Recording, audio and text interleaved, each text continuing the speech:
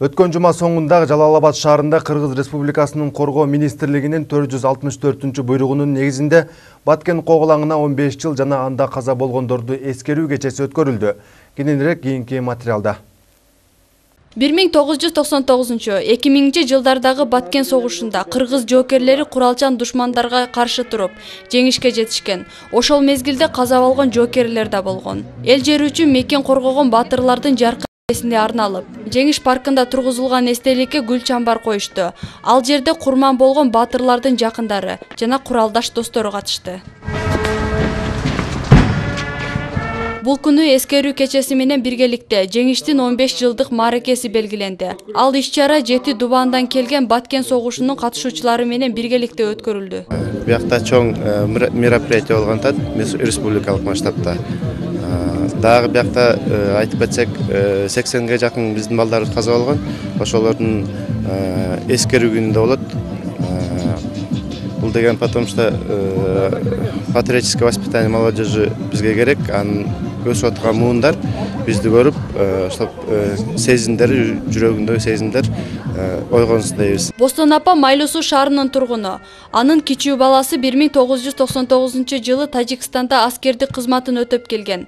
Андан соң Баткенде бул коголаң чыгып, апасы барганына каршы болгонуна карабастан, мен элимди коргойм деп кетип, 19 жашар баласы баатырларча каза болгон. Ошо Баткенге алып кетип, 18-19 сентябрь күнү алып келди. Ошо эми эң кичине балам болчу, 3 балам бар. 2 уул, 1 кыз эле. Кызым да ошо Баткенде болгон укасы менен. Кызым 75, уулум 80, чоң уулум 73. Ошо армиясын бүтпөй калды. Баткен окуясына Жалал-Абад областы боюнча 1200 адам катышып, учурда алардын арасы суюлуп, 1150сү калган. Ал эми республика боюнча 5848 адам катышкандыгы айтылып келет. Кыргыз Республикасынын Коргоо министринин буйругу бар, 464 буйругунун негизинде Кыргыз Республикасынын ушу түштүк аймагында эл аралык террорчуларга жана экстремисттерге каршы согушка катышып курман болгон жоокерлердин жаркын элесине карата жана Баткен согушунун аякташына 15 жылдыгына карата бүгүнкү иш-чара мына мараке уюштурулуп жатат.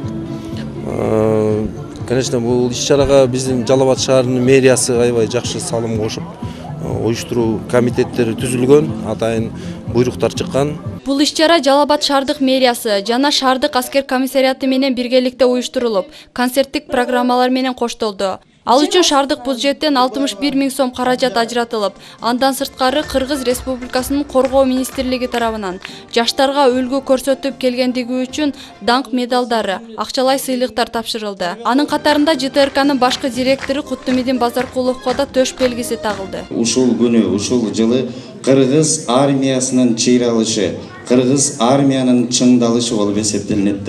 Себеп дегенде ушул күндөн баштап бизге армия керек деген сөздөр чыккан.